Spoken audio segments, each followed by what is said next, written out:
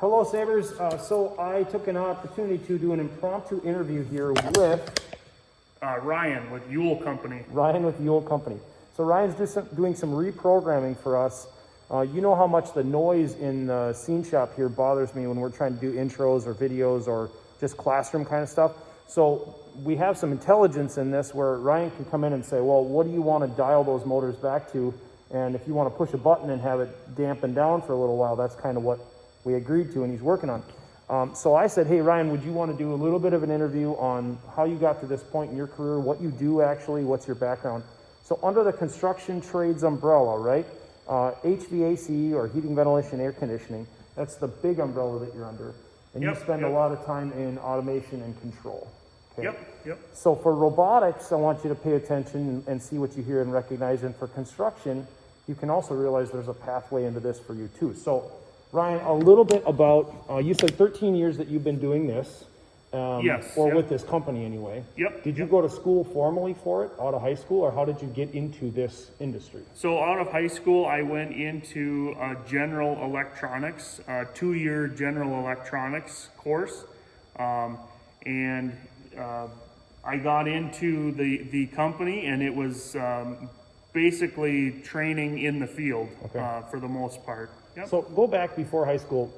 Were you interested in it coming out? Did you know, like, I like electronics? Or what did you have in high school that even got you aware of it? Yeah, I was always kind of I would say a tinkerer with electronics, and always, middle school all the way through high school, liked to tinker with, car stereos, electronics, audio, video, any of that kind of stuff.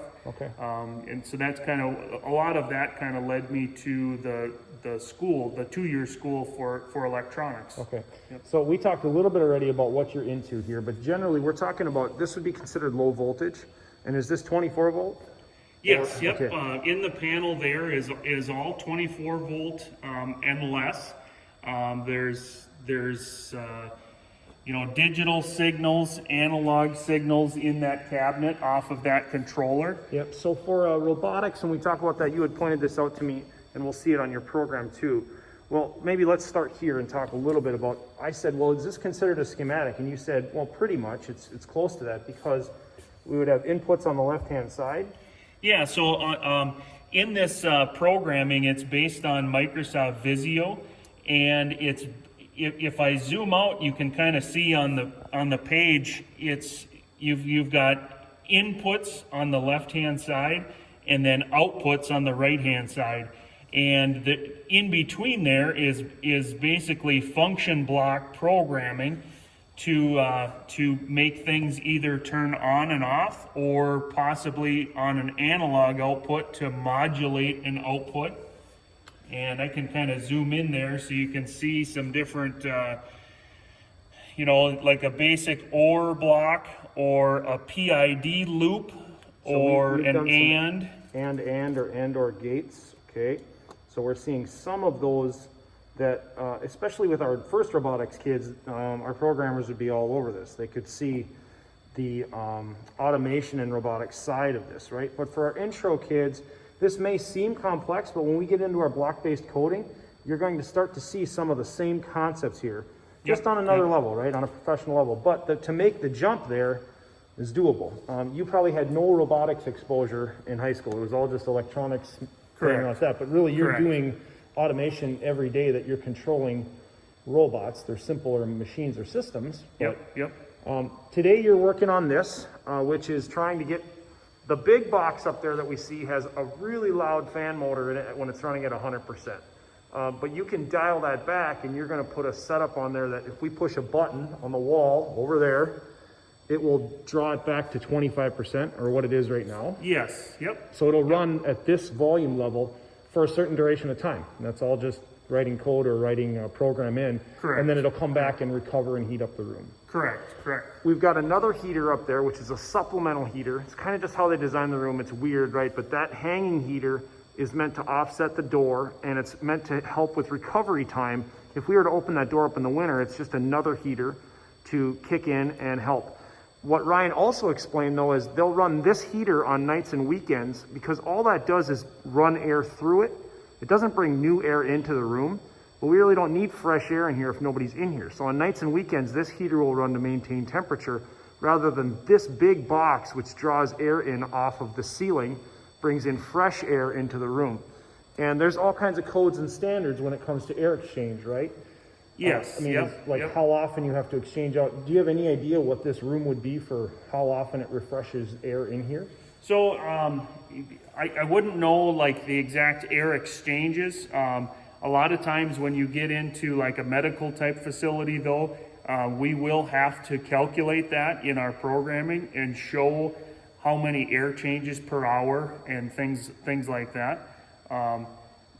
An example for this fan coil unit here, we do measure the CFM, so cubic feet per minute that airflow is coming into this wood shop. So volumetrically, it's telling you right now, with the fan at 25% or whatever, it's doing 250.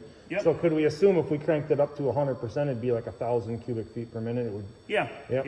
Yep. So some basic math there, but when it comes to air exchange and talking about current pandemic, what they're finding is air exchange is really important in buildings, right? So we're in a brand new building where we can control that down to the percentage, but we also need to be very conscious about making sure that we run it. One of the things I have been doing is mechanically shutting that switch off up there and killing power to everything to get it quiet, but what that does is it stops airflow everywhere in the building. So that's not a good practice generally, and ideally we get somebody who knows what they're doing to come in and program this to work optimally, really, in an education setting. So Yep. So we talked a little. One part further from the programming, what we do then for buildings like this is we create basically a website where the customers can log in and look at their HVAC system. You know, this is just a graphical representation of the ductwork and all of the sensors and dampers, you know, fan coils. It creates a representation of that HVAC system for the customer to see remotely. And they can make changes too. Yes, so in your absolutely. case, you're making some significant changes just because you're programming here and reprogramming. But Eric, who is our maintenance guy, Eric's got a boiler's license. He's our head maintenance person, has been trained on this too, so he can look at this system and make minor adjustments. But it's still, it's a learning curve for somebody that does everything else in the building, and I'm sure you see that every day. You got to be a teacher, or they've got to go through some kind of tutorials, or somebody walks them through it on the phone. Yep, absolutely. So. Absolutely. Cool. What you talked about working on something like this, which is relatively small, to multi-million-dollar buildings. You just did Tech High School, so you did the systems in that. Yeah. Yep. What kind of demand is there for people in your industry? I would say there's a huge demand. It's a very technical field. You know, so but most companies in the HVAC and controls industry, I would say, do a majority of their training out in the field. So there's definitely a lot of room and need for very technical people that like to learn HVAC and, you know, air dynamics and fluid dynamics and how a building operates on a daily basis. Okay. So, well, Ryan, thank you for the time. And everybody else, good luck on the quiz that follows, okay?